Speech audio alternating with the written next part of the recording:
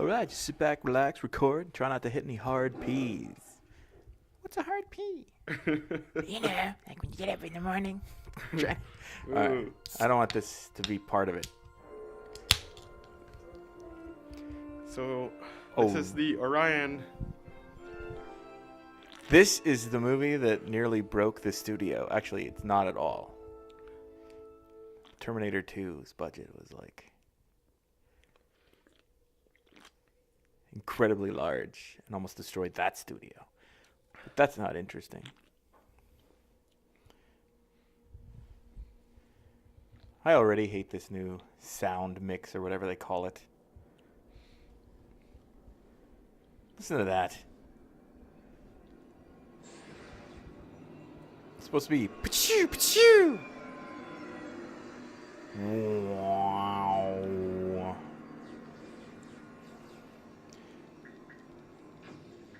This looks pretty odd in 4K. Like it's got more depth to it.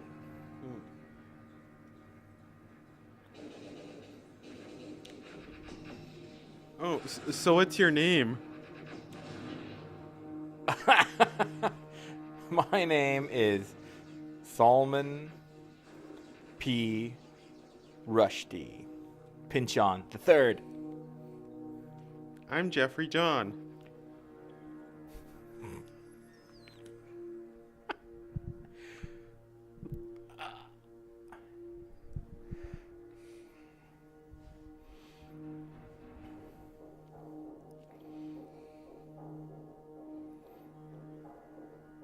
I don't know how people do this. This is just, what do you talk about?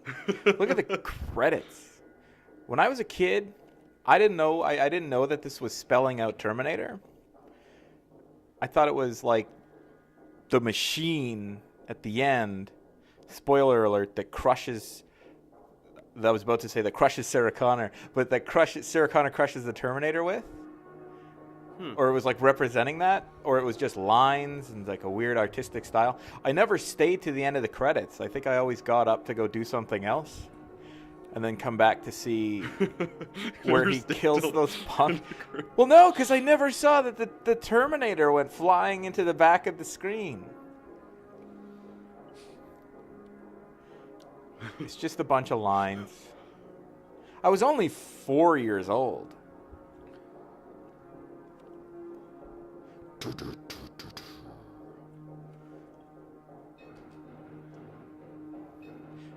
were married at the time.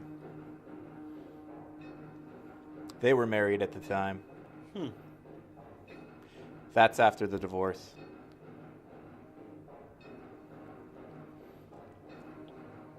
Who directed this movie? Okay, right here.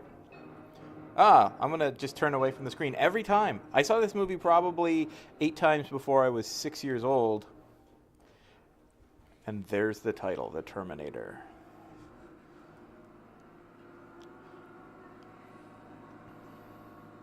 Chino Fats Williams is coming up. First ever actor to appear in a Terminator movie. What a wonderful distinction. He also received, I don't know what make of car it was, but it was a car from Dalton in the movie Roadhouse. What the hell? I was thinking Road Warrior when you said that. That movie scared the shit out of me. Chino Fats Williams isn't Australian. He's not even New Zealand-ish. I don't even know. You think he knew that his middle name was Fats? Like he's always credited as Chino Fats Williams, but that'd be like Dave or the guy that I am thinking like, oh, I'm a really distinguished actor, and my whole life I've been respected, and then I finally look at one of my movies and I see the credit sequence, David Fat Shit Winters. That's what they were calling me all these years. There. Now everyone knows my name. You'll have to edit that out. You'll have to like beep that out or something. I'm not editing anything. Maybe.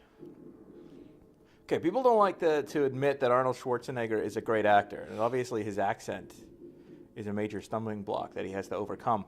But man, his body language in this movie is insane. Like, he learned to fire weapons and reload them without looking. He never flinches. He hardly ever blinks.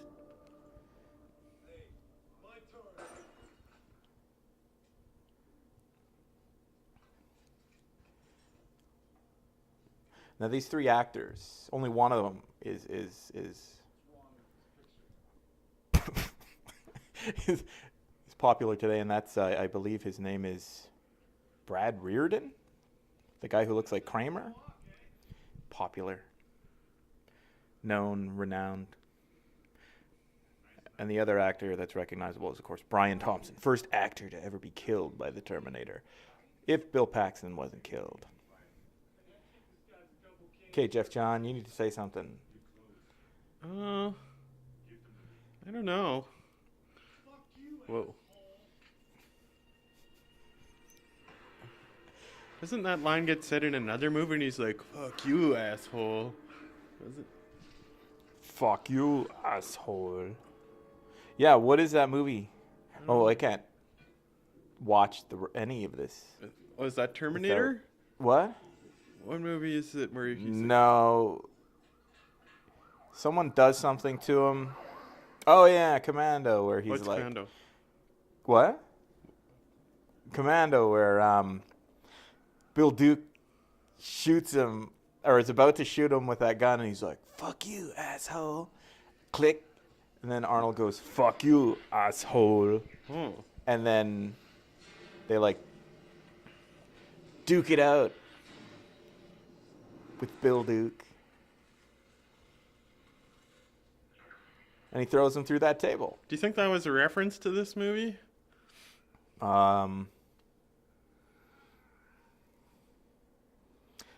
Yeah, well, maybe it is, because he says, fuck you, asshole, and then he stabs him with the knife, right?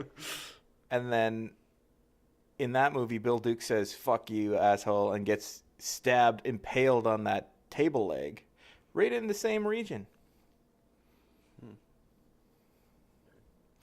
Same region of the body.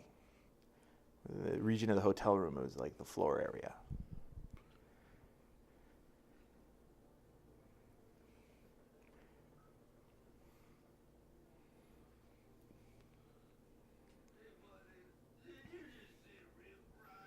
That guy is 22 years old.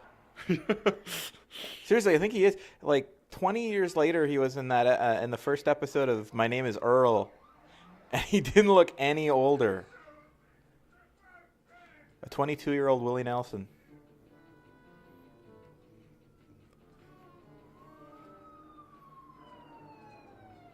So is this the right soundtrack, or did they change this here? Yeah, you watch the original trailer, and this guy has a really high voice. He looks like a pretty burly guy, I guess. But in the trailer, it's like, 12th May, Thursday. And in this movie, this version, this edit, here it is.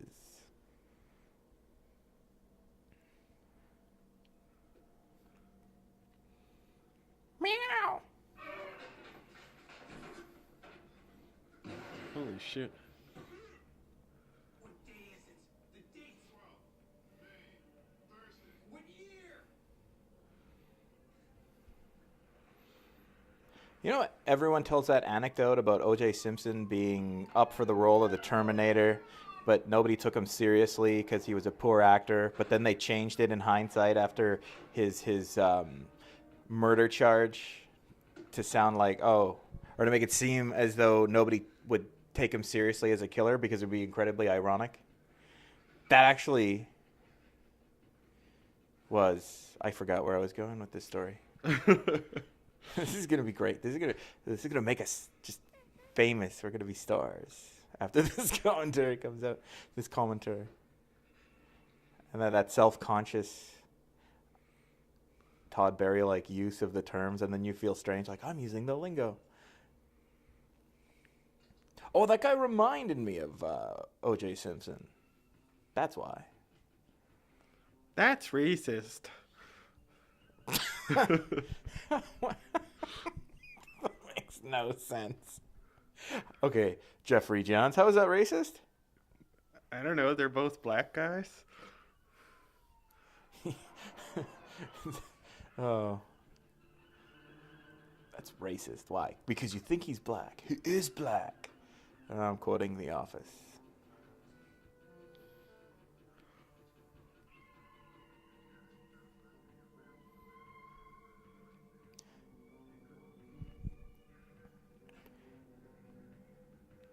Wait, was that really him or was that a stuntman?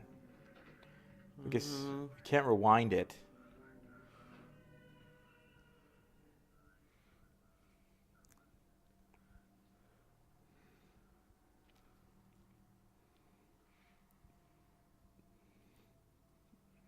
That sign is like permanently painted on brick. Save on women's apparel. You will save on women's apparel forever unless they repaint that brick wall every time they have a different kind of sale. Well, I guess it's always, you're going to always save on women's apparel. It's not like it's a sale necessarily. Or that you're even saving. They're just lying. And you know it because it's always on the wall. Yeah, that's a good point. I guess they could be saying for sale. Like, we have women's apparel for sale, just not at a discount. Was it sale or save? I don't even know. It doesn't matter. But it might as well be like those flyers every week. It's like, sale.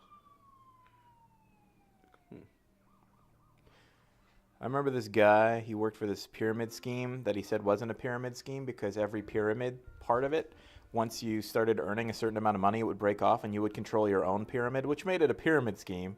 But he always used to say, you go to Walmart and you think you're getting 50% off. You're not saving 50%. You're spending half. What's the difference? It's like if you were saving, they'd be paying you. And that's what we do with our company. And it's all gone, that company. I don't even remember what it was called. It was like something tar. You're watching the Terminator and listening to our commentary for the Terminator. Man, Linda Hamilton and what's her name who played Gracie Law when I was a kid. That's it. End of story. Story. Need I say more? You were 6. 6. Yeah, and to me, these women had 6 appeal. That's the stupidest thing anyone could ever say. Holy shit. I mean, whatever.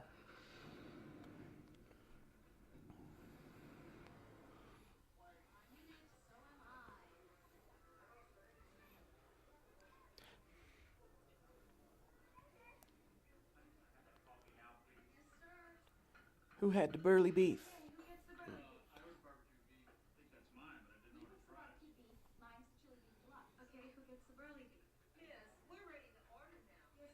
Man, can you believe that, like, when they first did Mystery Science Theater, that season on just their local station, it was all improvised? Like, that's crazy. Is that racist, too?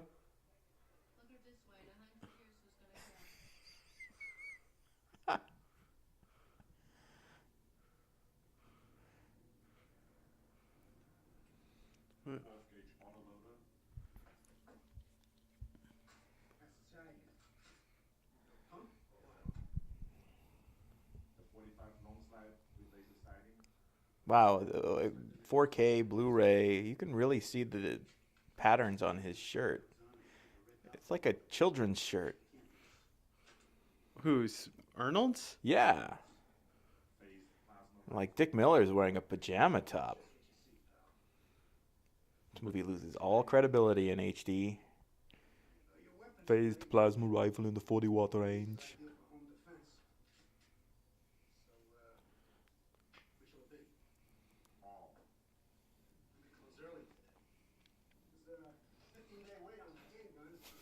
I went on IMDb one time and I wrote, what kind of an idiot who sells guns to people keeps the bullets next to the cash register? Would you now like to pay the several $100s for your guns, or just take some of these bullets out at your convenience and shoot me to death? Take them for nothing. But then someone, of course, responds. When you write anything on the internet, no matter how logical you think you're being, someone will tell you why, well, that's just totally flawed reasoning. Dave, you don't understand. Most pawn shops don't know how to handle guns and are selling them illicitly. I said, well, it's not a pawn shop. It's a sporting goods store. It's the Alamo Sports and Gun Store. And then they never responded. The internet is so unreliable sometimes.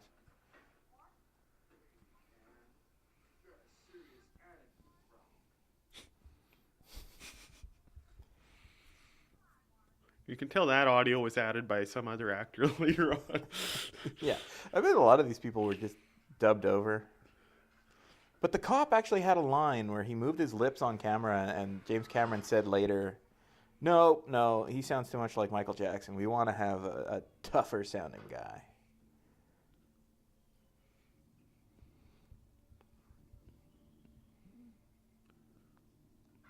Look at that pickup truck. It's like literally touching that car.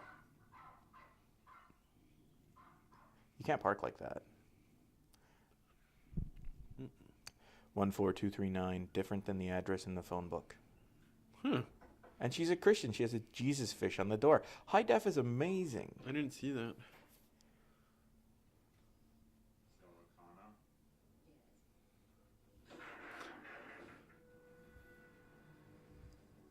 Or is that a Jesus fish? Yeah, it is. Yeah, I've never seen that before. Yeah.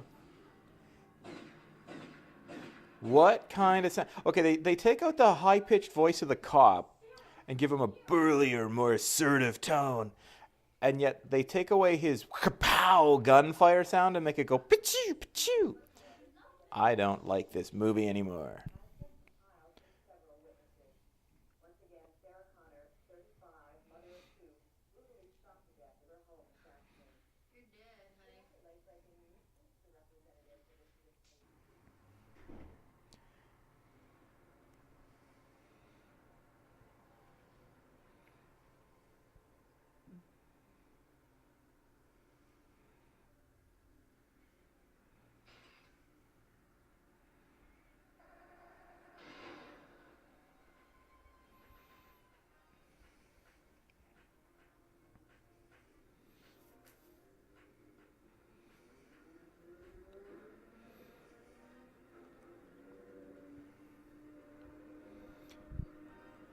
Okay, so I want this part edited out, cut out, but before you do anything with this or make this available for public consumption, I want to listen to this audio track. I'm just gonna give you the WAV file after we do this, and you can edit it however you want, because you can edit using free software.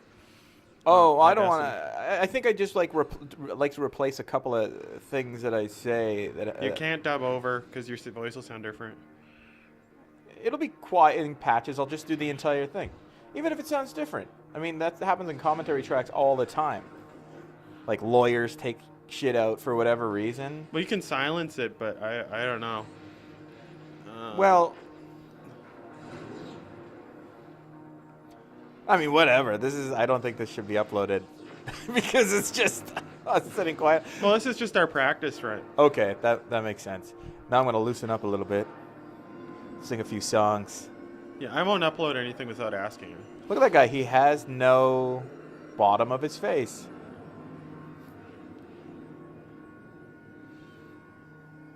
Here, what we'll do is, after this, I'll put a copy of the audio on a DVD and give you a copy, and I'll have a copy. And if I have a ton of free time and want to edit it, that's fine. If you want to edit it, that's fine. But I won't upload anything without asking you, and you won't upload without... But I don't really see why I would not. Oh, I won't ever, yeah. I would never have the guts to do that. You'd have to say, Dave, I'm going to do that. You give your approval? I'd be like, Yeah. Like if I had honestly, I want to focus on making what I say more politically correct. Like no racist comment. I want to edit out the thing, that's racist. There's nothing more politically correct, though, than just jumping on the fact that somebody said something about somebody who has a particular type of race. That's racist. That's all it takes. I was wondering I'm though editing about... that out anyways. There's going to be this big gap. Back to the movie, folks. This is one of those things that's so bad that you're not even going to get your friends and family to endorse, right? Like, there's a million people probably in this region of the country right now who are attempting to be witty, funny, personable, burst into like broadcasting careers, and they're doing it online and stuff like that, and budding comedians and shit. And like they're never gonna make it, but they have like this loyal fan base of maybe like 10 friends each. Like, you couldn't sell this to our best of friends. My mom would listen to this and say, this is an embarrassment. You should hide this from everybody. I don't support this. I support everything you do except for this. It's hacky. It's shitty. What?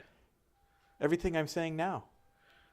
That's the irony. I went on this. This is fun, isn't it? It's really fun. It's really fun. It's self-indulgent, and it's. I feel like I don't know. It's just Man, I would like either of those girls. Look how much of their counter space is taken up by that thing that holds their hair curlers, though. Whoa. Yeah.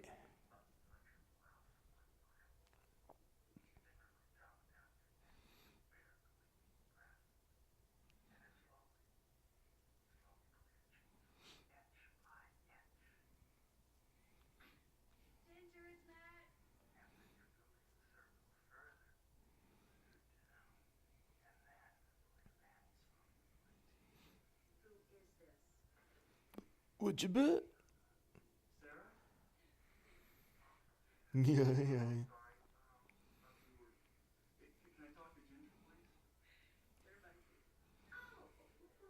Oh, I guess that doesn't take up so much space. It's a lot bulkier. Oh, what time does that clock say?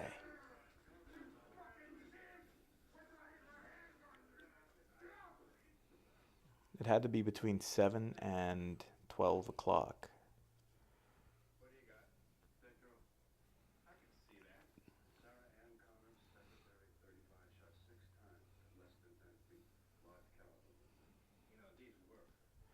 What's interesting about this scene is it's like classic, I don't know, like that Aaron Sorkin guy. They always say, oh, he's the walk and talk guy. He had characters walking and talking and giving exposition. And it was very awkward because everybody noticed it, obviously, right? I don't know. It didn't seem very organic or real. But that's exactly what they were doing. And the character keeps saying, I can see, you know. Yet he keeps barreling through. I guess the audience needs to know, but James Cameron maybe is self-conscious about that. He's like, exposition's the worst. So I'm just going to have my actor in character ridicule this other character for saying obvious things to a cop.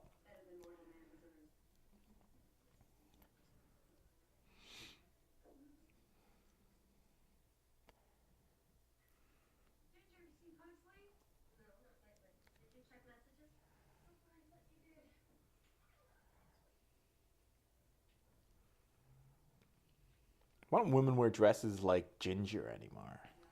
That purple like shirt with a belt. Yeah, and why don't more men dress like Sarah dresses? Eh, she's got like an in Flanders fashion or something. I don't know. Maud Flanders, I guess. I like Ginger. Yeah, really. And she's all dressed up just because her boyfriend is coming over to immediately have sex with her. Like, look at all the trouble she went through.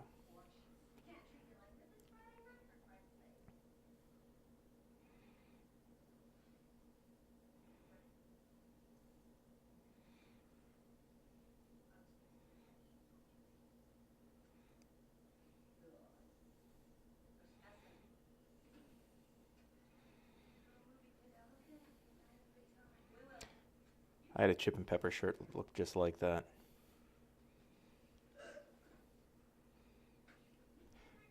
It's always boggled my mind when I was a kid. I guess I was real prudish. I was like, that's not her boyfriend, and he kissed her. It's like, weirdly, did he just like reached out? Like, I never saw, like, you have friends, you have acquaintances, but I would never, if I just knew some girl, reach out and kiss her temple. Yeah, he's really smooth. Although that wasn't so smooth. He like almost put his face through hers. Rawr, I'm going to kiss dryness, the dryness of the hair on your temple. It's like Woody Allen. In every Woody Allen movie, he always kisses women like just ferociously, but it's always like really dry fabric. like on their shoulders and stuff. Watch the end of Hannah and Her Sisters. It's disgusting. That scene in Bananas where he's kissing Louis Lasser, I think is her name. Ugh. Ugh, ugh, ugh.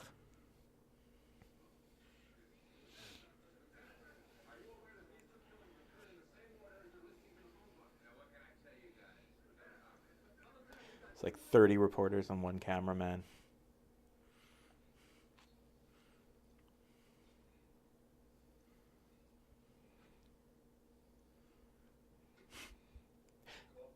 Every time I watch this movie, man, I have to start drinking coffee, even if it's like 2 in the morning. I have ectopic heartbeats now.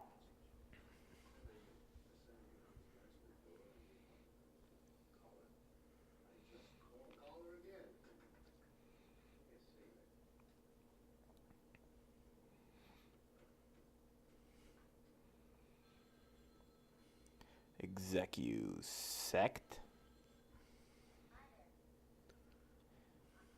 Fooled you. You're talking to a machine. Whoa.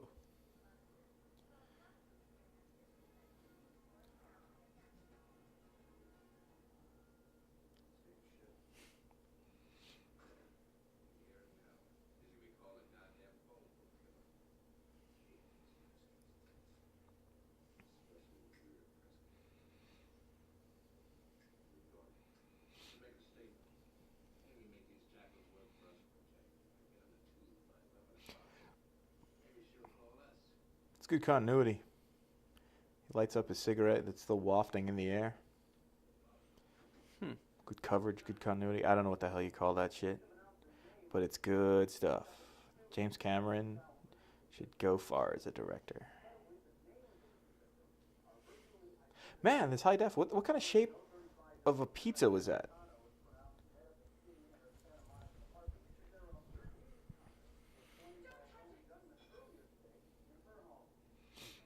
Everybody smokes, man. Even that guy from Porky's behind the bar has got a bent up cigarette behind his ear.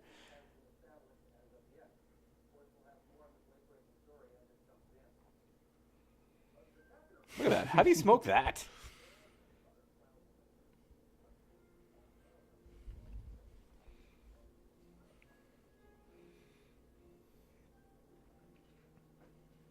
This guy's super creepy.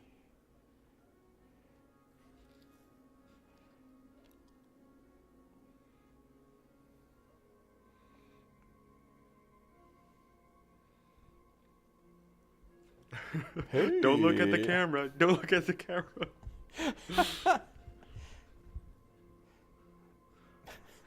She's been on that phone for a better half of a minute. That's sexy. That turns me on. Are you turned on? Are you as turned on as I am? Aw. That guy's got all my best moves. You can grab a pizza, you can go to the optometrist, and then down the block to Tech Noir.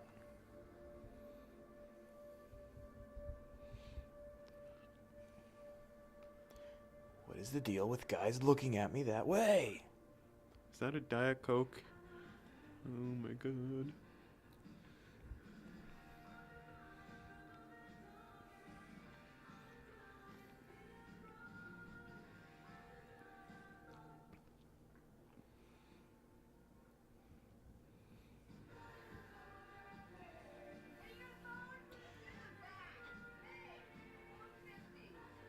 Here's an interesting tidbit of a factoid. This song and two others, Photoplay, You Can't Do That, and Burnin' in the First Degree, or whatever it's called, are sung by a woman named, now what is her name? Tawny Kane, and a band called The Triangles that she was in. But her real name is actually Tawny McClure. But she changed it to, it's spelled T-A-N-E. She changed it to T-H-N-I so that everyone would pronounce it Tawny when she married this guy with the last name Kane, because otherwise it was T-A-N-E and it sounded like everyone would pronounce it Tane Kane. But that's not so interesting. What is interesting is her name is Tawny McClure. She sang these songs, 3 of which were featured in the Terminator. She's also an actress in a lot of softcore kind of cable erotic movies.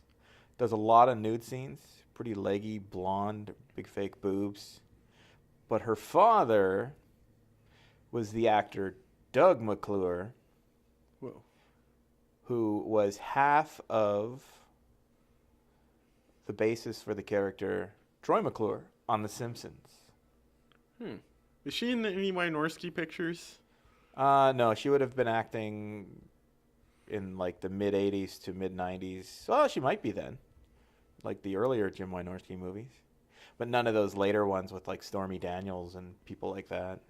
Although, what's her name that she hosted? Julia Strain or Julie Strain, who hosted Sex Court or whatever? She was in Heavy Metal 2000. Wasn't she in a movie of his? Like as a witch or something? Could be. She's very tall, brunette. She looks a lot like her, actually.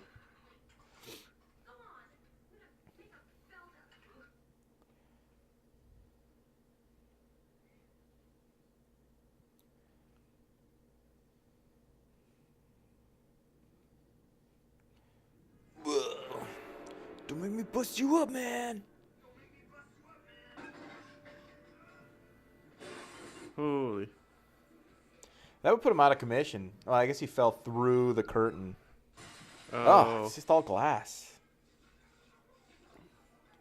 It looked like he actually was pushing Arnold back there, though. That's like pushing something heavier than a refrigerator back.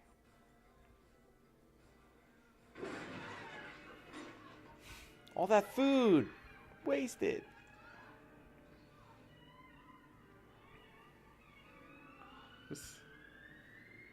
Oh. Pew, pew, pew, pew.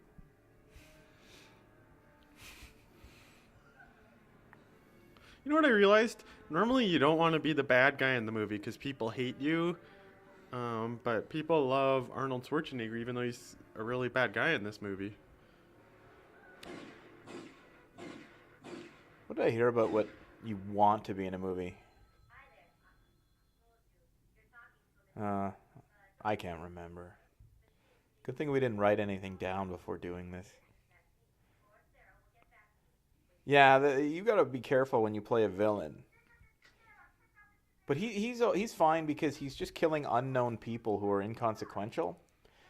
But like, if you're a villain in a movie and you're trying to harm an archetypal character or a character played by an action superstar, say, or an iconic figure in Hollywood, you can get yourself into trouble.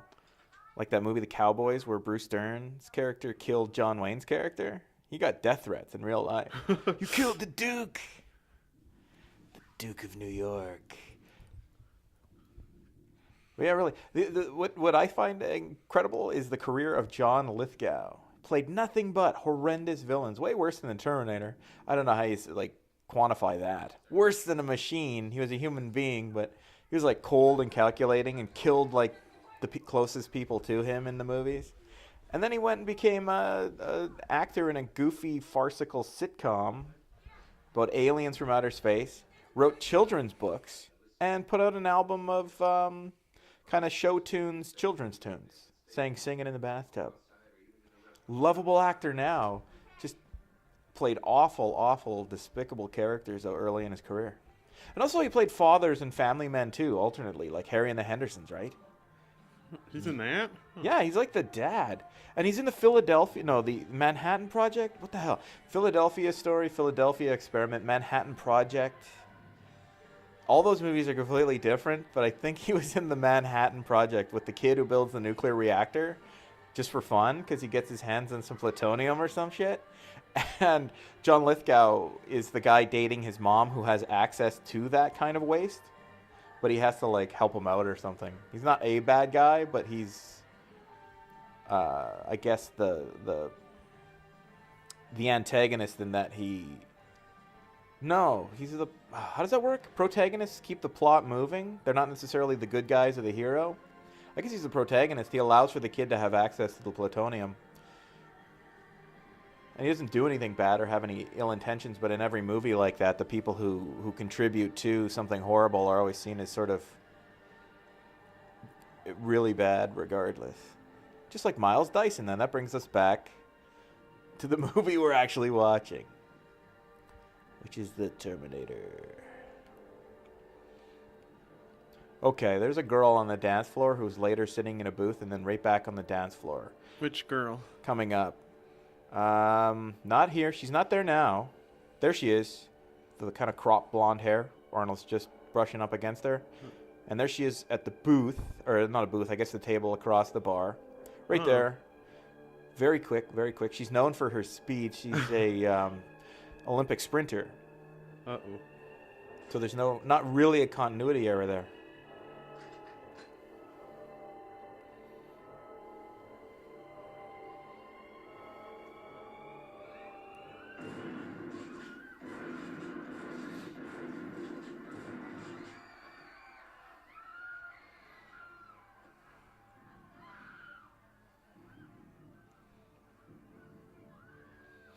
Again with the high def, like I didn't notice they decorated that bar with like police lights, right? Or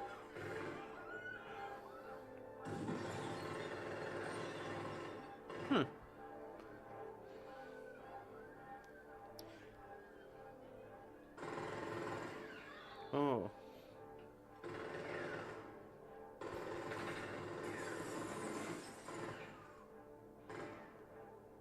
I know I never liked that little burst of at the very last there. What was the point of that? That was inefficient. You can buy USA Today Really? right there. But he, by now, probably would have killed her by then, wouldn't he? He would have just run up real quick and snapped her neck, wouldn't he? This whole movie, it seems like he should just be more calculated.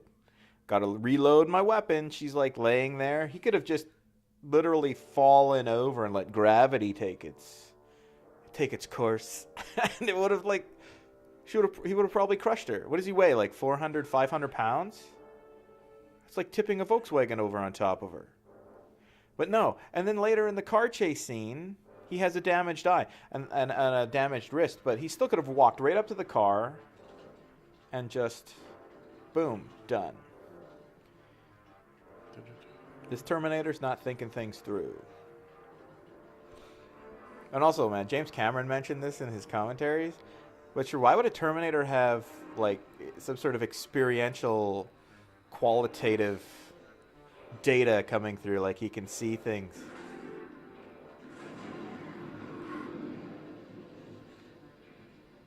I don't know what you mean. Well, like, human beings, there's no explanation for why photons hit our retina and light is converted into colors and what you would call qualia that we see, right? Like a machine has an experiential state.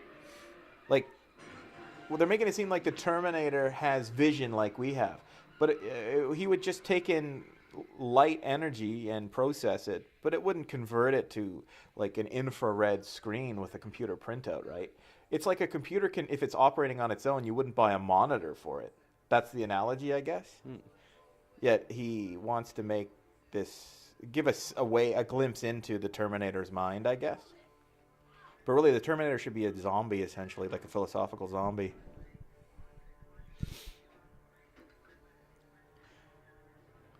This scene, I realized the other day, is sort of a testament to my, I don't know, autism or damage to a fusiform gyrus or whatever it is in your brain that makes you see faces.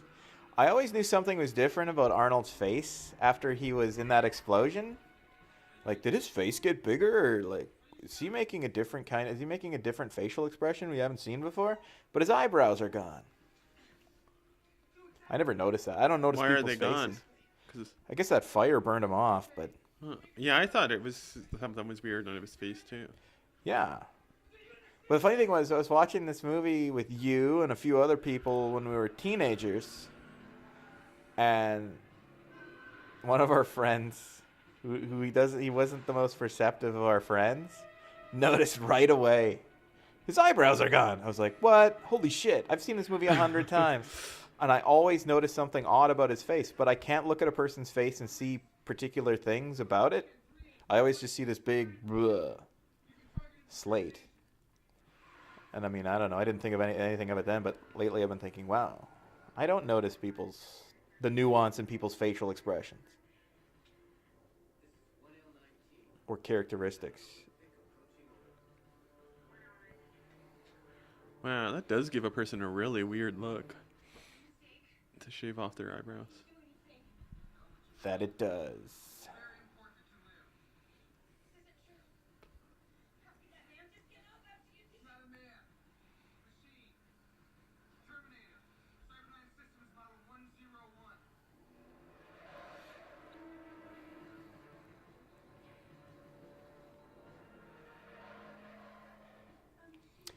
I need to recut this scene with the Randy Newman song "I Love L.A." Not a robot. because you're really seeing a lot of Los Angeles. And it would really cut the tension, which I'm sure James Cameron wanted to do, but he just botched it with the Brad Fiedel score here. It makes it seem so intense, like they're running from something serious. But it's all exposition and a loving couple getting to know each other.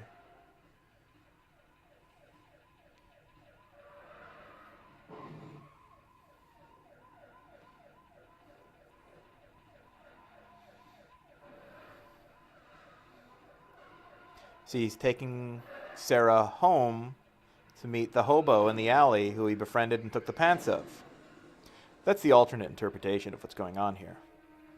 If you have to interpret what's going on here.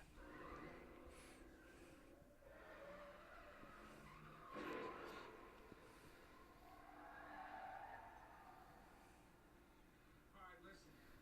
The Terminator's an infiltration unit. Part man, part machine. Underneath is a hyper-alloy combat chassis. Microprocessor control. Fully armored. Very tough. But outside it's living human tissue. Flesh, skin, hair, blood. If you ever want to just laugh, just watch the scene with Reese like looking around and shouting and saying words, but like in slow-mo, frame by frame. Some of his faces that he stops at, like he freeze on, are just ridiculously funny. Oh man, in high def too. Look how bad the makeup is for his scar. At least it looks better than the VHS version. It looked like he had a gob of spit on his face the whole movie. Now he's got a little vagina. Lucky guy.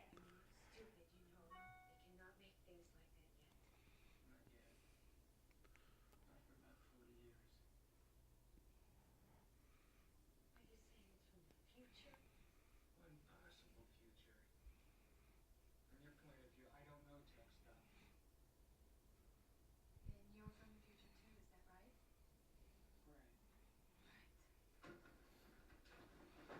Right. Listen and understand. Cyborgs don't feel pain. I do. Ooh. She really bit him. Holy shit. She might have bit her own lips too. It's hard to bite the arm of a man. That's a Johnny Cash song. It doesn't feel pity or remorse or fear, and it absolutely will not stop. Ever. Until you are dead.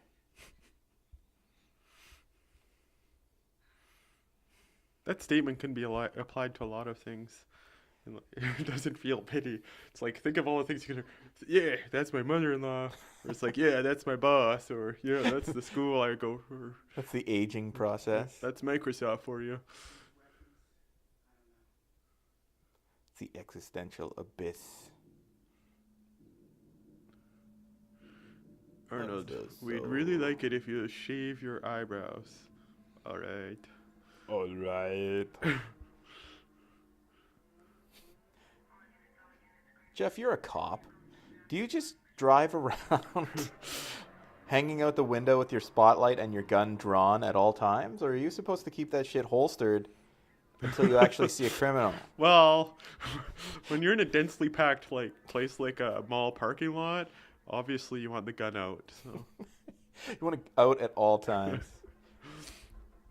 And you want to be shining a very bright spotlight on living things to make them feel more vulnerable and go like make funny gestures with their arms so that you'll accidentally accidentally mistake them for instead of intentionally mistaking them for a suspect.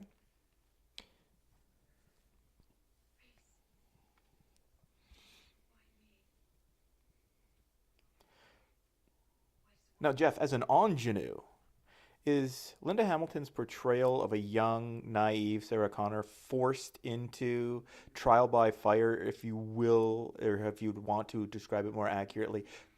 I don't think I can finish that sentence. It's so grammatically flawed. But as an ingenue, do you buy? I don't even know what that is. Oh, Well, that's what you are. Do you buy? a young, naive girl who who has to, I think, come to learn about the harsh realities of life rather quickly and adapt in fiction. Uh, Do you think her portrayal is accurate? I'm going into interview mode. I don't know. I was just thinking, do you think she looks like me a little? Like her lips? I always thought I had her lips, actually. I think she just has those full pouty lips that everybody wants. That I don't find her attractive at every all. man wants. What? I don't know why. I should. I'm trying, but I don't know. But I like her friend, not her. You like Ginger? Yeah. I don't know. I'm from the future. There's cybernetics robots with human skin. I don't know if I buy his lines there, but anyways. Oh.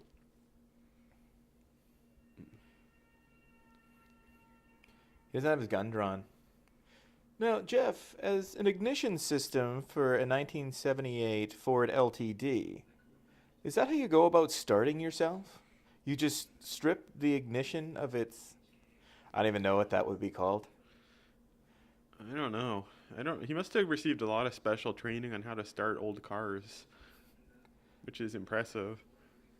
Yeah, really. When was it? 2029? No, 2029 is when he was sent back, but he's only 19 in this movie. He's supposed to be, so he was born in 2010. He'd be, an old car to him would be like my 2008 Nissan Versa. Like, 10-year-old car, why are we even driving this piece of junk?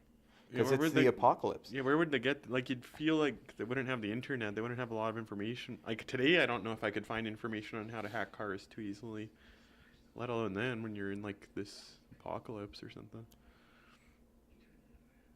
Unless, if you recall, the Terminator in his head had a chip that told him how to drive semi-tractor trailers. Maybe they destroyed that machinery and recovered computer equipment that allowed them to look through the microchips in their heads and download that kind of data themselves. Yeah. But otherwise, this movie is just full of shit. It's like time travelers from the future, but the only flaw is there's no way they could figure out how to start cars. How would he know to pump that shot?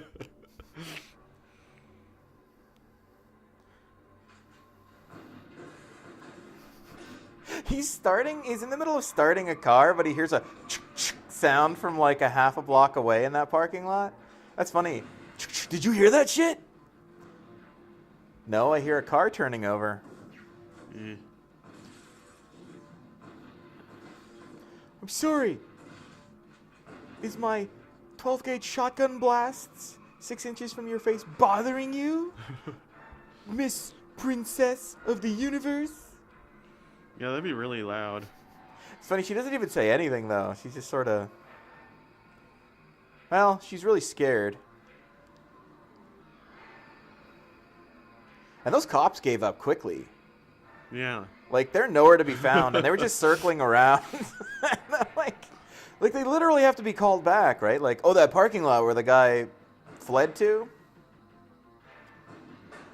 Some shit went down seconds after you left.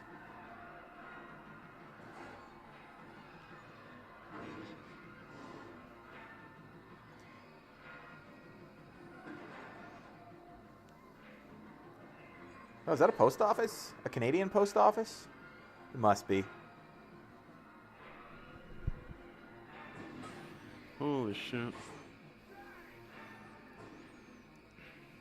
Yeah, you drive.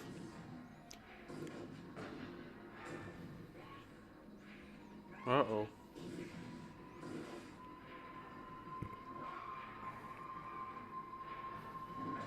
Okay. He can get up and move because he disappears, Why doesn't he just get out of the car, go over to that Datsun, and be like, "Whoa, baby, where you been all my life?" Oh,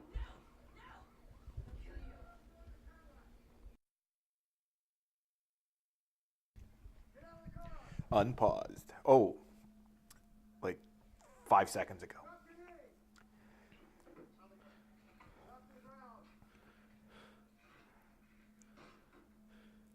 Whoa, lady. please just stand up and I'll like touch your back. Like, wouldn't you be on the ground or something? You could like put that in slow motion and add really romantic music, like they should have done for the car chase scene. But it would have looked like if he's like reaching out, and you catch me when I fall. You're there for me. Not at all. Look how much of a caricature I'm doing of a man who smokes a lot. We draw attention to cigarettes here. We're 1999. This movie is X-rated because of the cigarette smoking. That joke was already done, though, by that guy who directed Desperado. Sir, this is Dr. Sylvie. Hi, sir. I want you to tell him everything that we 32 years old. Who is that guy? He's very young in this movie. I was surprised. He's younger than me. No, I don't think he's that young, but Is Reese crazy? That's what we're gonna find out.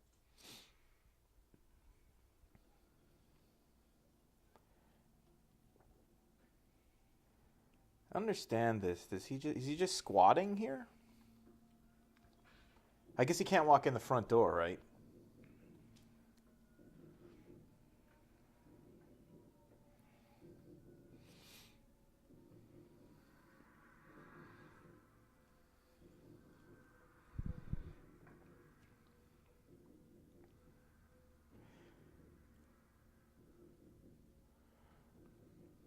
Why is he turning on the light on the desk?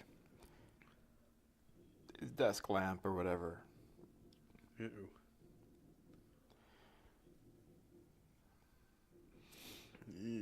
Good thing that was there.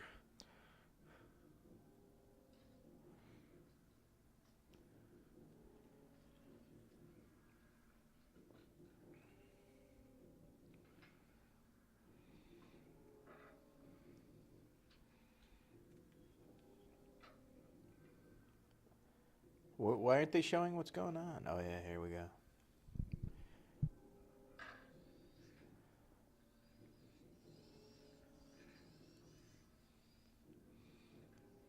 I never understood why this fixes the problem.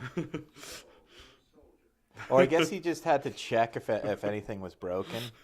It's just like in that Predator movie when the Predator's fixing itself. It's so obvious that its tools aren't meant for its clawed hands. Yeah, really, they're so precise, and he's got these giant foam rubber hands fumbling with them. A computer defense system built for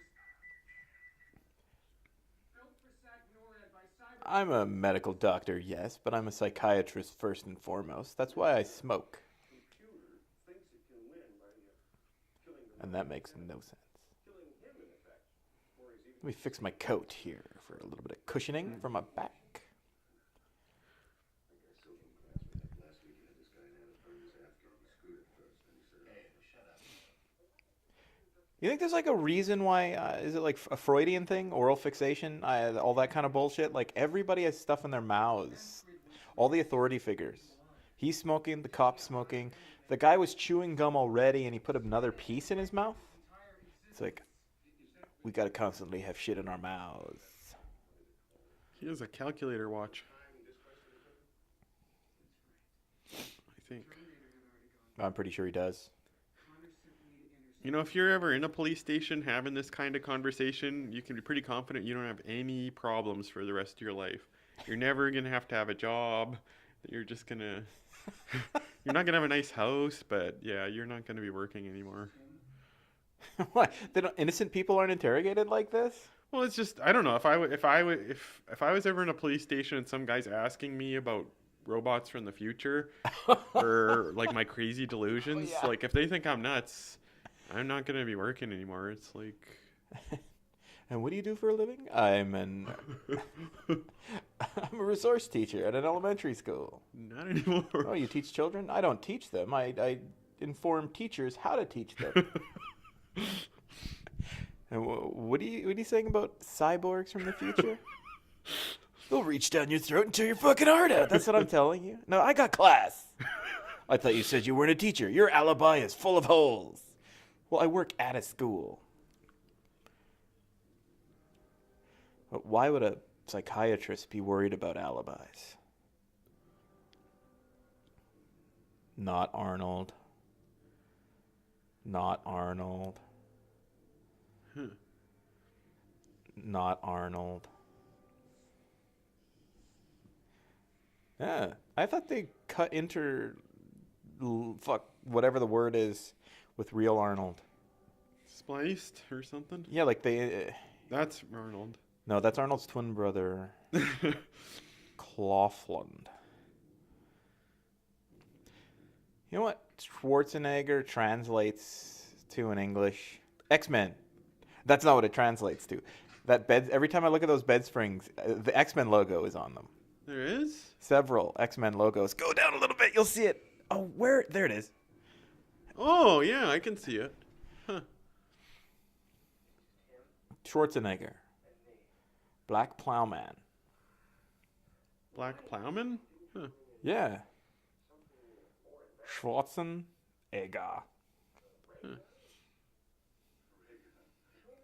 She's fit. Like, she's thin and fit. I don't know, maybe I just never liked her hair. I don't like her jeans that make her pelvic region look like a He-Man toy. Keep your fingers in your mouth because everyone who goes into this cop shop has something right close to their mouth or in it. Cop in the background. Phone up to his mouth.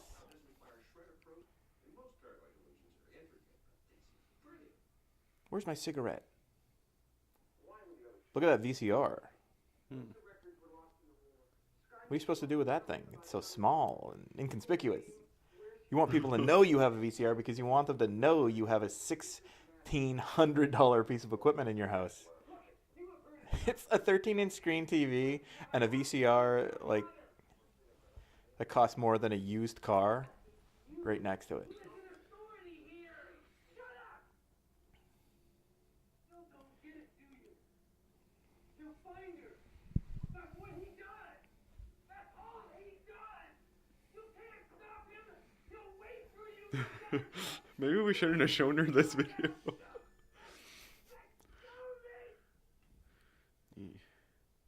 Tracking. That's a thing of the past. So Reese is crazy? In technical terminology, he's a loon. Guffaw. This is what they call body armor.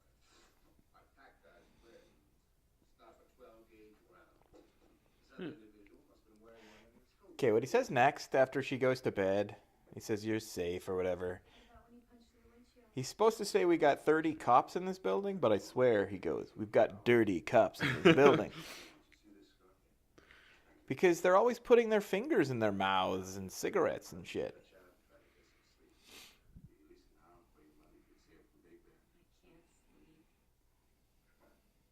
Though it may not look it, but that couch is very comfortable. You'll be perfectly safe.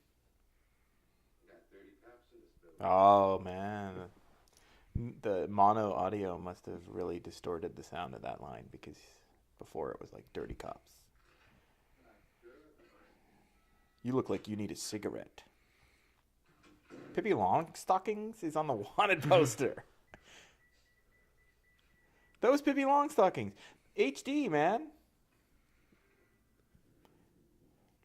I'm a friend of Sarah Connor. I was told that she's here. Could I see her, please?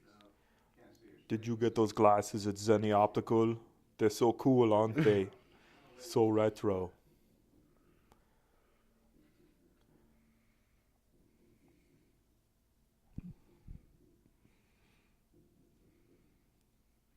You look like you have something to say. Just spit it out. What? I didn't hear that. And I don't want to hear it again. It's not important. Central Division.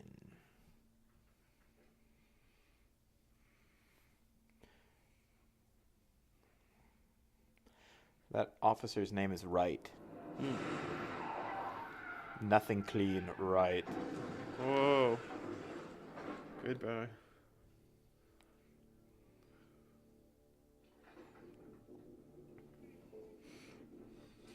Holy shit. That Chevy truck in the parking lot is the same Chevy truck they steal from the hotel. But they don't steal it from this place. They take that little gremlin or whatever it is.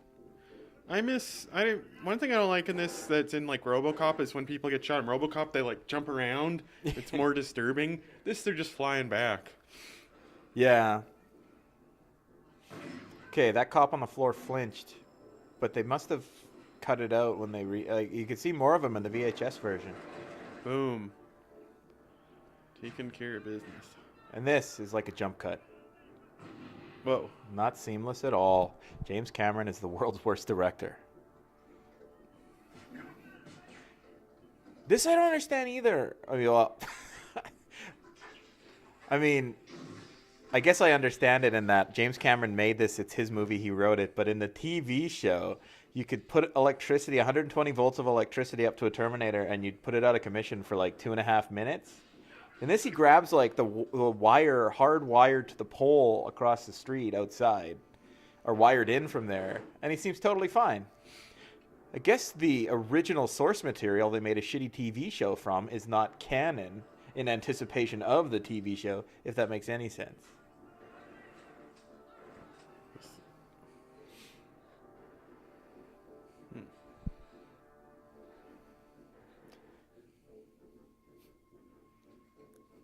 It'd be funny if this were like I guess if you were parodying this movie, like an Airplanes type parody of the Terminator, you could have tracks that keep popping in. It's like, it's okay. We got 30 cops in this building. We got 27 cops in this building. We got 18 cops. Why am I? And he's now all of a sudden Eddie Murphy-esque. That's racist.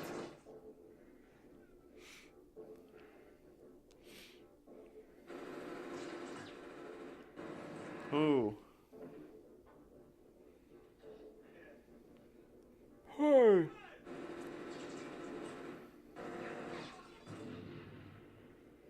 Okay, did he die? They don't seem to have good shooting strategy, right? They're jumping out. I don't know if that's the best strategy. Shouldn't you be trying like keep your body behind the door and just put your head out maybe in the gun? I don't know.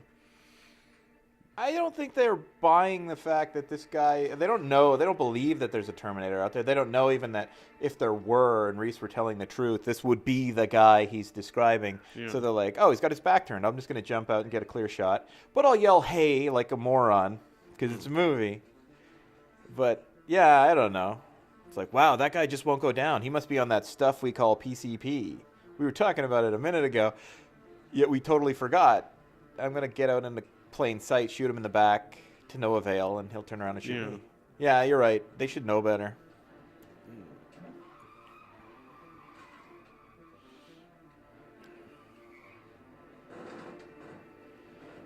I just saw the Terminator shoot a guy through a wall, no problem.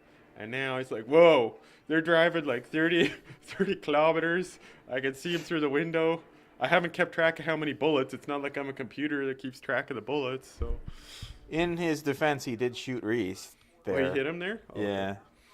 You'll see later, really like, you've been shot? Or whatever. What kind of car is that? Is that my Nissan Versa? It's the Gremlin you said, or the Versa? I say Gremlin. I don't know. I don't know what cars are. Who am I? Tommy Saxondale?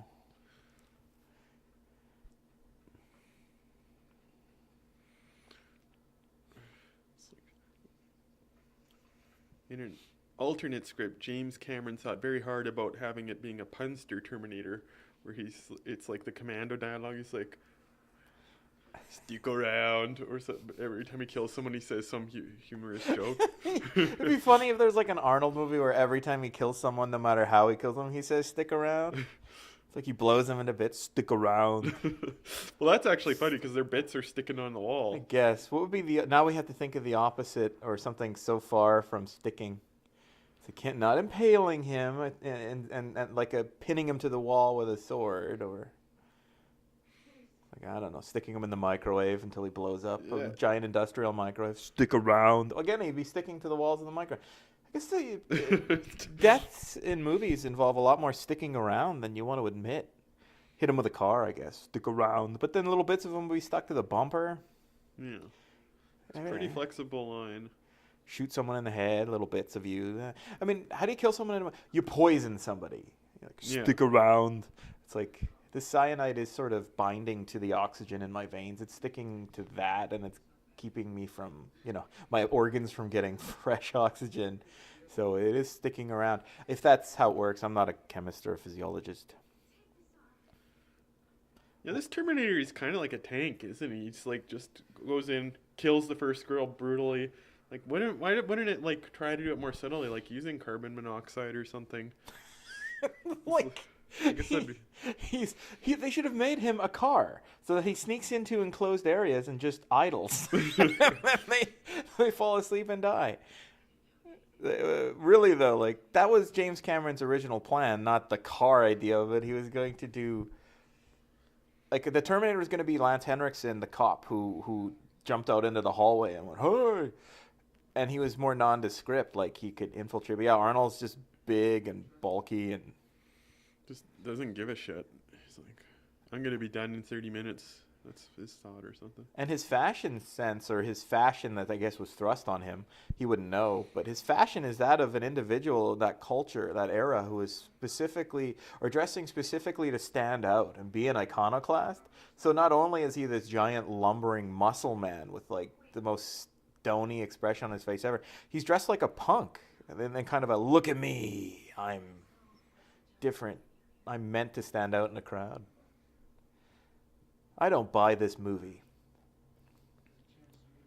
Yeah, I Yeah. guess like you said, the Terminator could be like this middle-aged balding guy, and it could be an old woman, like a 40 or 70-year-old woman, just as lethal. Like, that wouldn't be as fun to watch, I guess. Yeah, I think that was what James Cameron said too in all those interviews. He was like, well, they wanted Arnold to play Reese, and I thought it was a stupid idea, but he threw out the idea of playing the Terminator himself, and I thought, that's really cool. And like, I guess it was like, how can you resist? Do I look like the mother of the future? Well, like I said earlier, man, Arnold Schwarzenegger's body language in this movie is insane. Except for that scene where he's killing Ginger, who he thinks is Sarah. He looks like he's really stressing to get out of that door, but there's no reason for that, unless he has to all the time maintain the facade of a human being.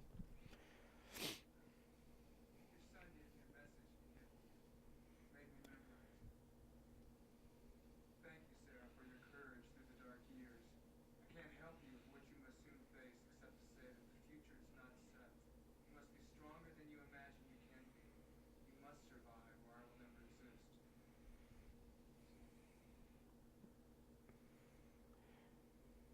It's a good field medicine. I wouldn't mind if someone broke in my house like, Jeff, in the future, your son will be this great warrior. You have to be like, yeah, I'm important now. It's like, I'm involved in, it doesn't even have to be a great warrior. Just, whoa, I'm talking to someone from the future. Jeff, you'll have a son that is conceived through sexual intercourse that you will have. All right. So what, is he going to be like a great warrior or something? No, I just came to deliver the good news. But now Whoa. I must terminate you. Why? Because nothing good can happen. It's like, oh, Jeff will never have a kid conceived through sexual intercourse. But I will. Salman Rushdie. Sorry, man. I don't know how to like talk into these microphones. We're having like a standard conversation, and then I just go into like performance mode. I'm like, oh crap, I gotta say something. I'm still talking into this thing. Hopefully, no one ever hears it, but maybe they will. But yeah, it'd be great to be like. I'm giving you full creative control over this. I'm going to give you the disc, and you edit it however you want. That's all you're going to... You don't even have to edit. You can just keep it in your closet for all you want. 'Cause I don't think I'll have time to edit it. Let's go back to your idea of just being told that you're going to have a son that's going to... Well, it's just like Mary, like the Virgin Mother of God. And the angel comes, Mary, your son's going to be Jesus Christ. It's like, whoa, this is big news. And it's like, I thought I was just a boring person, but now my life is not boring anymore. And he's going to save humanity.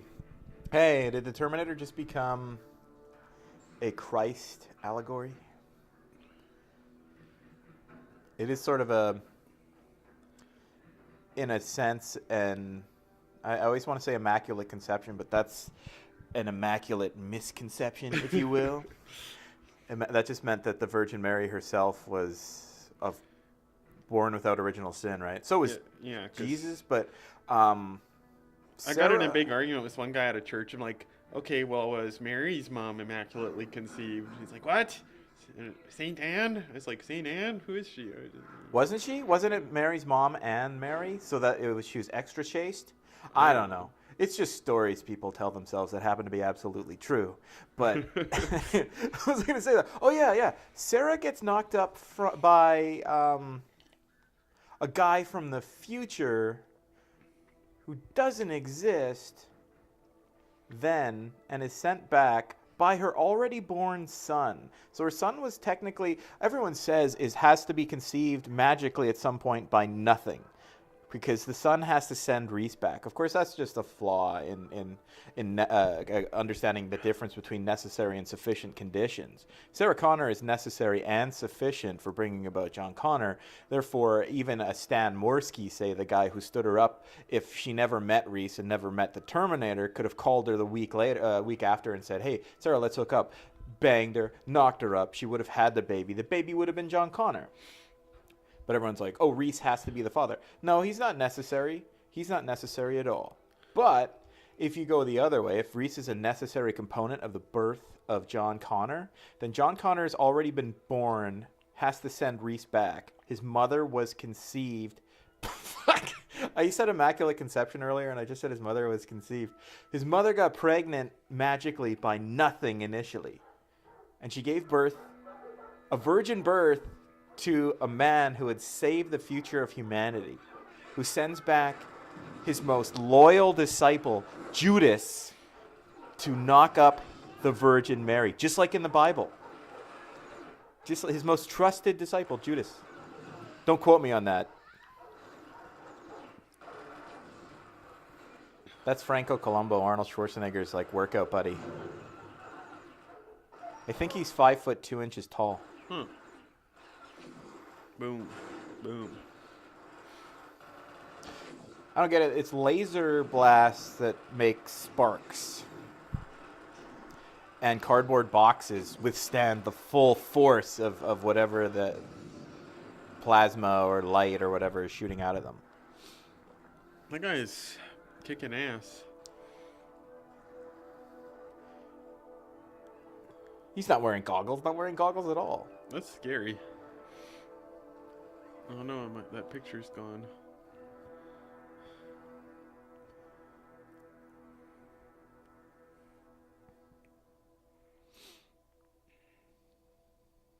In a way, I don't know, man. I look at Reese and I think he's kind of one of the luckiest guys on Earth. He gets to, in a very over-idealized way, fall in love with this woman. He has no idea he's going to have a wonderful night of passionate lovemaking with, and will instantly have her fall in love with him too at that moment.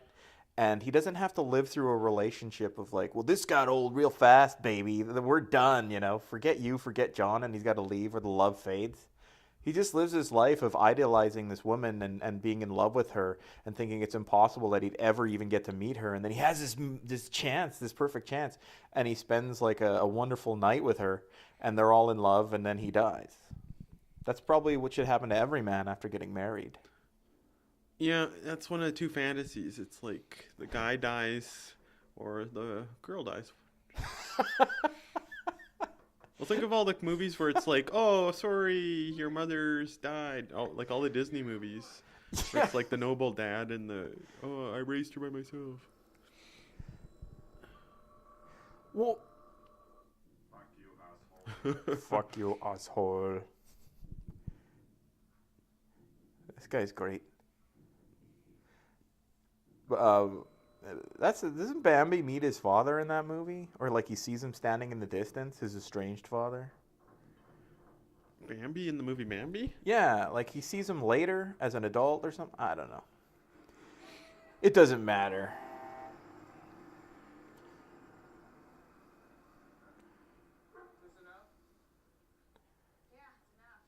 When I was a kid, I thought, because I didn't know what American money looked like, especially when it was all balled up, I thought he held out a bunch of like food to eat that was like raw. Like he grabbed a bunch of stuff from a bulk bin or something at a grocery store and was like, "Is this enough food to eat?" And she's like, "Yeah, it's enough." But it was like blue cheese in his hand or something. Bulk buy blue cheese.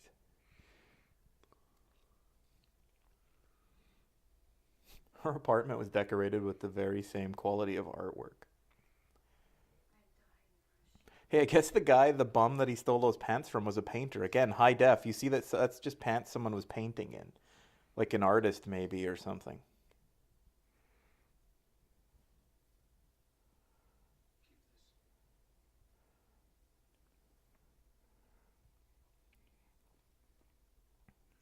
I guess I shoot it out of this end?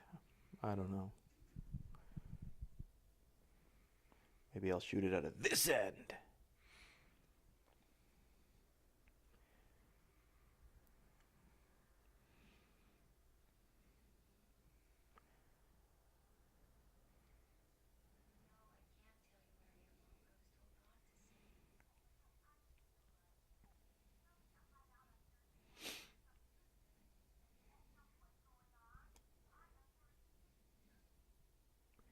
I gotta say that Emily Clark, or whatever her name is, who's playing Sarah Connor in the latest Terminator movie, looks a lot like Linda Hamilton.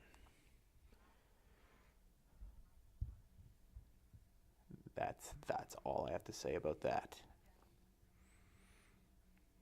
He's talking about the one that comes out in 2015. Terminator Genesis? Not the like 18 others that came out after that. Oh yeah, that's right. For those of you tuning in at home, it's 2015. A week after the Ides of March. The Ides of March? The first day of spring. What? Today's the Ides of March? A week after. Oh. About a week after Pi Day, 5 or 6 days after the Ides of March. Again, when I was a kid, I thought he said plastique because he read the word plastic and couldn't read properly and was like, it must be pronounced plastique. It's a fancy new French dish. Because he'd know everything about France and other cultures.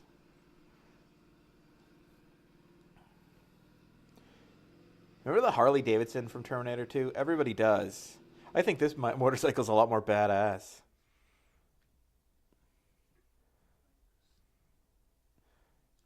Very gently.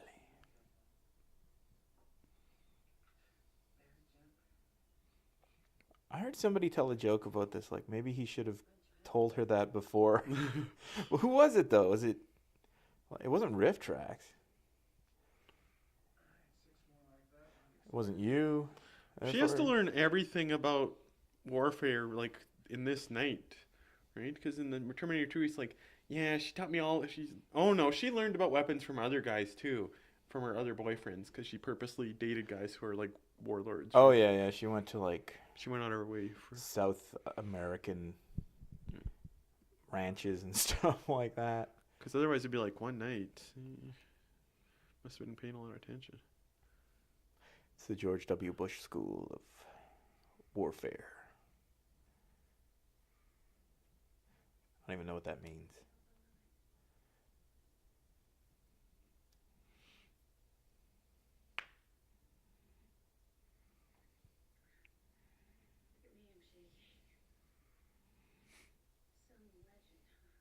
He looks immediately at her boobs. Look at me, I'm shaking. I want to see those titties jiggle then. Thank you, Sarah.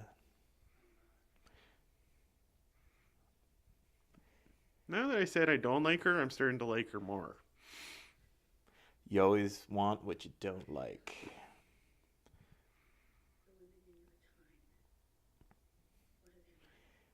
Why does she ask him this? Like, what's he gonna say? They had a lot of soot on their faces. They looked like men. We actually. Maybe it's her way of finding out if he's single. Oh yeah, but like, didn't he tell her that he can never go back to his time? I thought she was like, "Can I measure up? Should I bang this guy, or is he too used to finer things in life, like sexy dames?" Well, actually.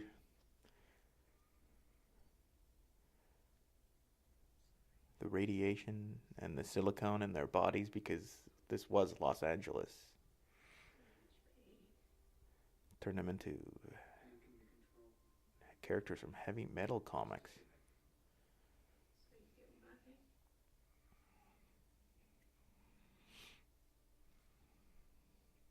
John Connor gave me a picture of you once. I didn't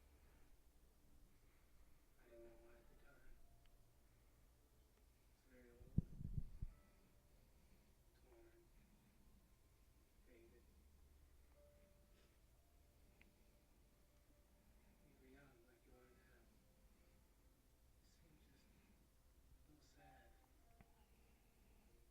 I used to always wonder what you were thinking at that moment.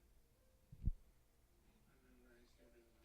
I never thought about that line of dialogue, but like someone put it up on Reddit about a month ago. They were like, "Hey, he's talking about the picture," and yes, I was always wondering what you were thinking about. And it's like, oh, she was thinking about you, Reese, because they take that picture at the exact moment. She's like, I was always wondering, should I tell John about you or whatever? That's weird. And it's so goddamn schmaltzy, it makes you want to puke.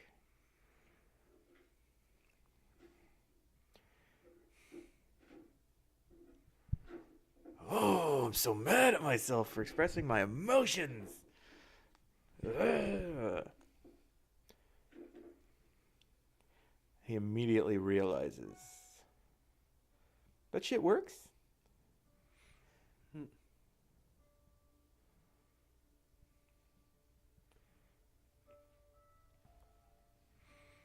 Now, is this a body double coming up?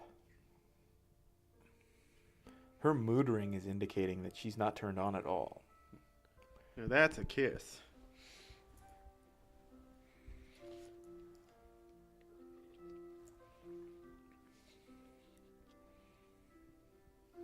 Careful, don't show my boobs. Wait for the body double, Reese. Oh. Oh.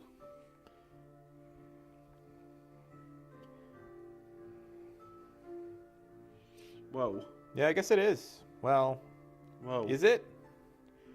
It is, or is it? Why would they have those cuts if that's her? They would just have one solid scene if they weren't. Yeah, and that hair. I mean, why is the hair in the way? you think you just go for it? You're like, oh, let's leave it ambiguous as to whether it's really Reese or not.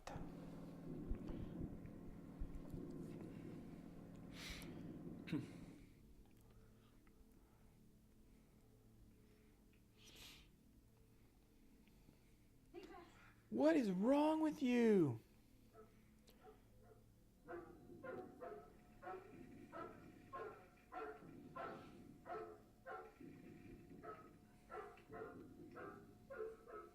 Oh no, that wasn't that truck in that parking lot then.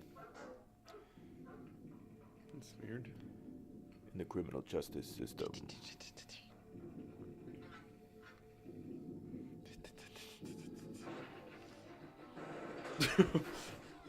Oh, I just came to this hotel to cheat on my wife, and now I got a bullet in the brain. Boo, boo, boo.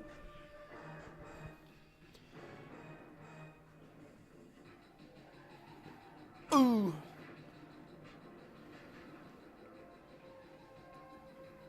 Dog's not barking anymore. Oh, there he goes. What's that motel called? Tiki Motel. Oh, this is adult movies. No, not at a hotel. Oh, wait, it's a motel. Oh, yeah, that makes more sense. What's the motels Motel. where you have the doors from the outside, right? So you Yeah, can you can avoid a lobby. motor up to your hotel. Yeah, I don't like hotels. I like the ones with the outside doors. Oh, man, I'd love to just travel around the countryside, staying at highway, off the beaten path, sort of in the middle of nowhere motels, like the Bates Motel. If we both did that, would we get 2 rooms every time? Like let's say we both have $10 million, and then every night we're like, well, I'll see you in the morning. And you're like, yep. I think we could swing it if we did. I guess mean, you'd want time, $10 million? like you'd want and then you drive around and like so we were doing, go to another restaurant. I wonder, it'd be fun for a little while, but I wonder how long you could do it before you go, this is getting real old. It's like, I should get back to whatever business got me this $10 million. I'm being kind of irresponsible. And I'm living way below my means.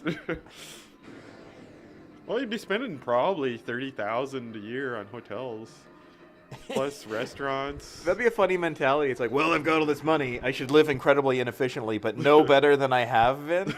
It's like I could get a really nice house or spend a lot of money on a, nominally comfortable hotel room. I feel like that's what we do, but that's sort of like going to a movie theater and having a seat in between you. It's like you go with your friend and you're like, well, we'll sit here, but we're going to have the space seat. I hate that. I hate that feeling. It's like, if it's not a popular movie, it's like definitely buffer seat. But if it's like, oh man, this is the last Lord of the Rings movie on opening night, we can't have a buffer seat or someone will have to sit there. But what do you do? What do you do? Oh, man, when I was a kid, this was so scary. I tried to figure out why I was scared of certain things in the movies and not others. Like that Ghostbusters intro. Uh-oh. Where that woman gets, like, surprised. That scared the hell out of me. But so did this. And the only common denominator or factor or whatever is their faces were super ashen and gray.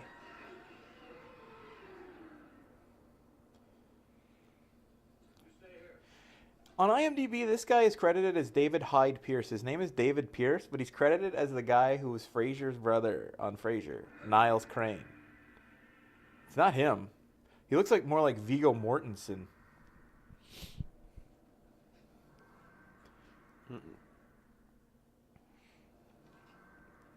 They could have been doing so much, but they just watched this guy lumbering around. I would be out of the room at this point when I was a little kid. Yeah. But now in high def, his eye looks so fake. See, he can drive that machine instantly because he accesses some sort of files on how to do so. Maybe they downloaded that information from his brain in the future or something similar. I wonder if he has to have a file for every single vehicle or if he can adapt. And what if he got in one car and it was just a really unique car and he didn't have a file? Would he just not know what to do? The hell? It's no floor shifter and 1988 Corvette. It's like that car, one of those cars that runs off of old oil from fast food restaurants. It's like he doesn't have a file on it, so he can't drive it. I think he'd probably be able to do it because he's adapting to a lot of things. He is. Depends on which version of Terminator 2 you accept as. Again, I guess the word is canon. You hear it a lot. As the official version. Because in the extended version, his chip was set to read only. And they had to take it out of his head so that he could learn. Switch it to write and read. Oh. But in the theatrical version, he just says, my CPU is a neural net processor, learning computer. It's a pretty significant function to have. It's like you know how in the old floppy disk you'd be able to move that little thing? Yeah. And it's like read or write read only or write. What did that do to the actual hardware? It had a little pin, I think, could stick in that hole, and if it couldn't go in that hole, then it couldn't write. But The writing was just it still had to move whatever. maybe, I don't know. Or it disengaged like a particular part of the drive in the computer or something that would not allow it. Like it must have done something to the hardware in your computer. Yeah, it was physical or something, I think. Maybe, Man, Orion Studios said they should just end the movie here inexplicably. Like, what would it have been? Credits. Just that. Like, Yeah, that's not a bad idea. Just done. credits. Like right in the middle of his rolling. Like if James Cameron was forced to do that, I would have been like, okay, screw you. And like the Terminator is just climbing out of the door, and then they cut to credits and they play the theme from Benny Hill or whatever. It's a good scene. I feel like the movie, it'd be a good time to end the movie now, but I don't really believe the Terminator could die in a fire like that. But I guess I saw Terminator 2, so if I only saw the first one, maybe I'd believe it. Yeah, they could end it like this. Just then they walk away. Or But they're clearly foreshadowing Reese's demise, though. Like, I know he dies before the war. And like Sarah's, shut the fuck up, Reese. I don't want to know that. Spoiler alert. Ugh. If this were like a 2011 sci-fi movie, and she's supposed to be 19, so she would be airheaded like that. Because kids in their late teens are just stupid. Whoa. Nice buns. Nice and toasty. Whoa, that Terminator's got nice buns. Jesus, it's less encumbered by all that shitty flesh, but seems to be moving so much more stiffly. It has less range of motion than it did when it was covered by 40 pounds of goop. shouldn't it be able to just throw throw something right through him, like John Matrix? Just throw the tube right through. Hey, isn't this robot based on Arnold Schwarzenegger, who's proven in other movies he can throw tubes? Right through people and into, like, right through the case of metal. Yeah, so hard they can go through a cast iron boiler. But besides that, he can take a shitty lightweight aluminum that would just crumple under the force or the impact of hitting that boiler, and somehow, just by touching it, make it maintain its integrity? I don't buy this movie. Ha, he's slamming a door that, wait, how did it close? I wasn't paying attention. I don't buy this movie because I'm not paying attention to it. Uh-oh.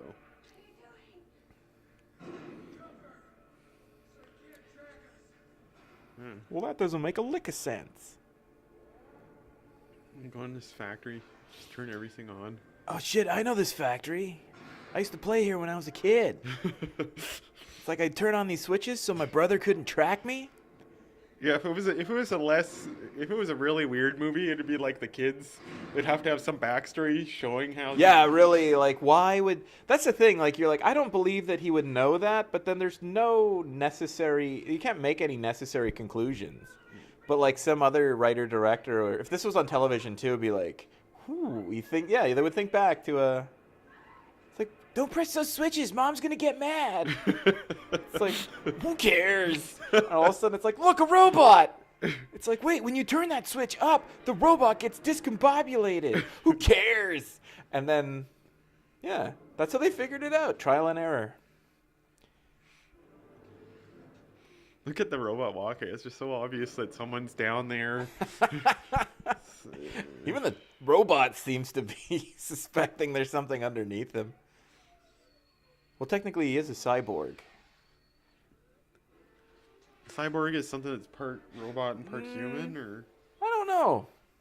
I think the org means organic tissue, because cybernetic, human beings are cybernetic, and we're organisms. I don't know if it seems like the flesh on him was just like a camouflage, like a suit. Seems like he can run perfectly fine without his flesh. But like... That's that's what it was. Sorry, I was just caught up in those people who do the everything wrong with. That's where I saw those jokes. The everything wrong with the Terminator or whatever, those YouTube videos. They were like, "How does Sarah know to press this button?" That scene, she just pressed the button. But anyways, yeah. Which scene? Did she just push a button? Yeah, and that press came down. But then, like at the end, she knows to pull that switch. When she goes like, "You're terminated, fucker," and they question the logic of that. Like, oh, she just reaches out and knows to say that line at that moment. How does she know? I guess you could say, how does she know she's on the right switch? But she hit the top button. She feels for the top button. She could say, "I read the instructions." Okay, this again is classic slasher movie, invincible, formidable villain. Doesn't make any sense. He rips a guy's heart out in the first scene of the movie, and yet his greatest nemesis, or I don't know. Reese is his greatest opponent, right? What does the Terminator do? Could crush his head with its fist? Or with its hand? He just sort of hits him. He smacks him around. Yeah, and even that probably should have killed him because that's a solid piece. Like if you can die from someone using brass knuckles, and Yeah. He would have, like, at least had a concussion. Take that! Right in the groin! Ah! my only weakness. A stick of dynamite in my crotch. The crotch of my abdomen. Man, I wish I had some of these crappy movie props, and then I could clutter my house. And I'd give anything for that Terminator half, the one that the human had to be like the puppeteer underneath. Well, then I'd come to your house and you'd be like, Jeff, this is the Terminator half from the movie. And I'm like, what is replica? No, Jeff, it's the actual one. When you watch the movie, this is it. I'm like, whatever. That's the thing. I would not like show people. They're not going to be impressed, right? And you know it, but it's just your own edification. You've got this thing, man. Well, yeah, I'd be impressed for a minute, but then I'd be like, hey, how much was that? 700,000. Right. A tenth of what it cost to make Titanic. Paid $20 million for that? I can do math. He's not dead. He's not dead. Aww. So is he dead then? I don't know. Everybody else keeps getting up in this movie. Well, just the Terminator, but it's not like they set any precedents for human beings dying in this movie. Uh-oh. Oh, I could have. That was his one chance, and he grabs not Sarah. Yeah. If they wanted to make this movie dark, he could have grabbed her like arm or something with his hand and just squeezed it until he broke through the bone and like broke off her arm. Yeah, right here. Like he could have just squeezed your foot right off. Yeah, he should have, and he should have been like, and then his like hand can't stop, and he like has to shake it because he loses control, like the T-1000 did. He couldn't control his. He was glitching out, but then Sarah's like, I lost my arm, so it was hard to train John. Ugh. What do they make in this factory? We make things really flat with this press? They make those, there's those gold bars, but they press them so that they can be easily snapped into little 1-gram pieces. That's what they make here, so that...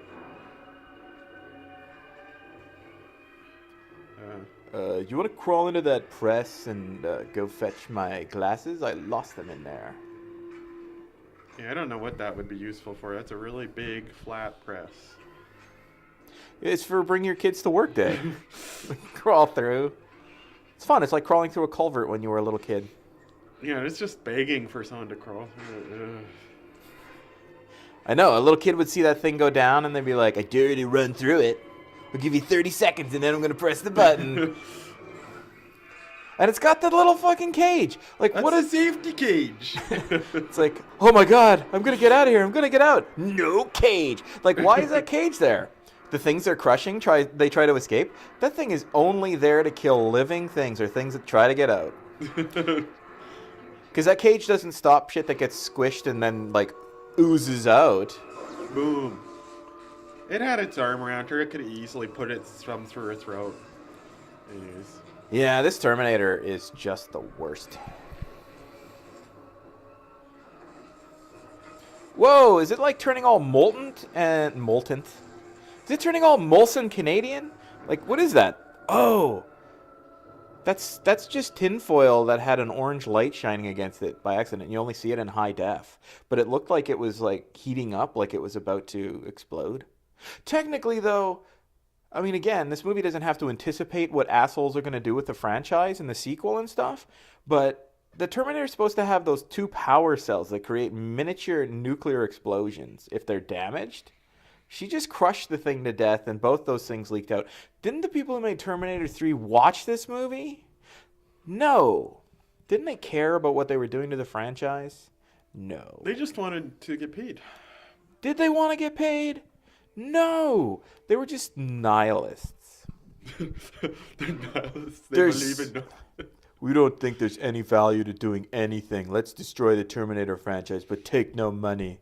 What does money symbolize? Nothing. There's no gold standard anymore. They're money nihilists. What's most difficult for me is trying to decide what to tell you and what not to. I guess I have a while yet before it all Hey, she's holding a microphone just like we are. more for me. Whoa, this makes me want to get a girl pregnant. Whoa.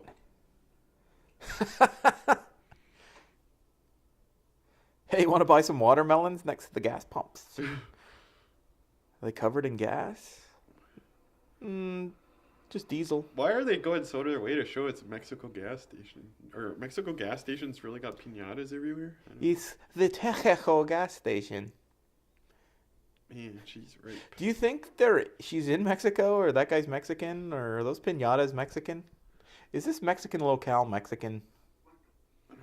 I was wondering how she had all this money, but I guess her mom was killed, so she'd probably have the life insurance money.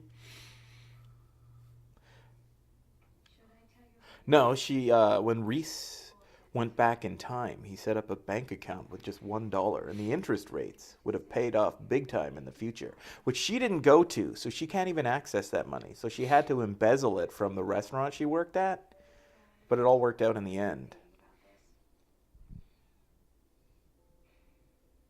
I suppose I will tell you. Is she pregnant? I owe him that. Maybe it'll help.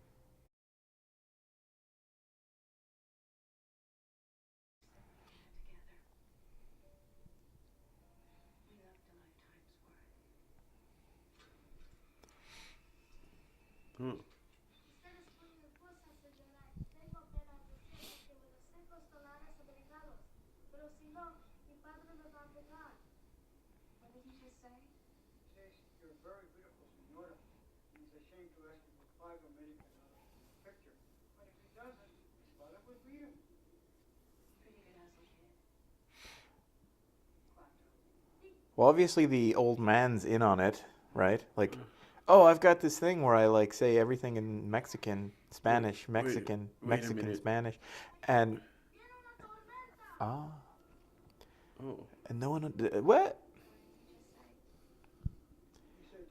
Ooh, I like the color of his eyes. That's weird, isn't it? Normally it's the kid who translates for the old person, but Yeah, it's like some old guy comes up and this kid doesn't know shit. You know? this kid's like, I got this camera for my birthday. I'm just fucking around with it. What'd he say? He says, give him money. And then the old man goes and beats the kid to death and takes the money. Actually, he'd probably keep him around like, hey, we got a good thing going here. Are those real mountains, or is that a painting? It has to be, because she drove past that tree, and the tree looks like a painting. It'd be a lot of work to draw those clouds, but I guess Yet- they could do it. The entire New York skyline from Escape from New York was drawn by James Cameron. Was it animated? No. Oh, yeah, those clouds were moving. Well, But you could draw have the clouds. and on a then- separate cell. But why fake the mountain? Like, how hard is it to find a mountain? It just looks so unreal. Yeah, even in this. Yeah, I don't know. David Reese? Stephen Reese? Carpenters? John Carpenter directed It's Escape John from New Carpenter's York? relatives, or is it the band, the Carpenters? I think that's what they did for the movie, but that means in the past, your last name was your father's occupation, so they are carpenters. Someday they'll probably have kids with the last name Carpenter. If what they did 2,000 years ago is any indication of what they're going to do now, which didn't happen 2,000 years ago, I'm going to end this right here. I don't know where I'm going with this. Alec Hirschfeld. Andrew Marx. I don't like the sound of that. That's kind of a Marxist name, if you ask me. William Wisher Jr. did additional dialogue. He also wrote the movie. Mark Morton and Mark Peterson. We won't tell you what they did. Not till 11. Peter Tothpal. Tothpal is Spanish-Russian for vasectomy. I just had my Tothpal at the dentist, which is Spanish-Russian for guy in the back alley. Gary Rodebach, model maker. I'll make you famous, baby. I turn people into models every day. You'll be on the cover of Victoria's Secret before you know it. I'm a model maker. You want to be a star? Take it off. Technical assistant Stephen Fagerquest. Wait, that's not right. That's racist. Stan Winston. Jean-Paul Omelette. Omelette maker. Craft services. Terry Benedict, production assistant. Then he got duped by Danny Ocean. I never noticed that the guy's name is Reese, and then isn't her son's name Reese? Doesn't she call him Reese, or John Connor? Oh, well, who's? Okay, never mind. I don't know what's going on here. But how would you know? It's not like they mention her son by name in any of the Terminator movies. You know, it's like it's John. John Reese Connor. Is his middle name Reese? No. I think it's Reginald. Oh. John Reginald Vell Johnson Connor. That was a good movie. I've seen this movie not anywhere near as many times as you, but I don't know. I enjoyed that entire thing. Look at that. You can't do that performed by the Triangles.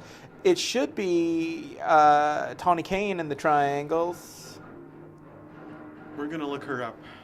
I got to see this lady. Yeah, we should do commentary while we look her up. She was quite attractive, like I said, but I think she had a really bad breast augmentation surgical procedure done to her. A Greenberg Brothers partnership.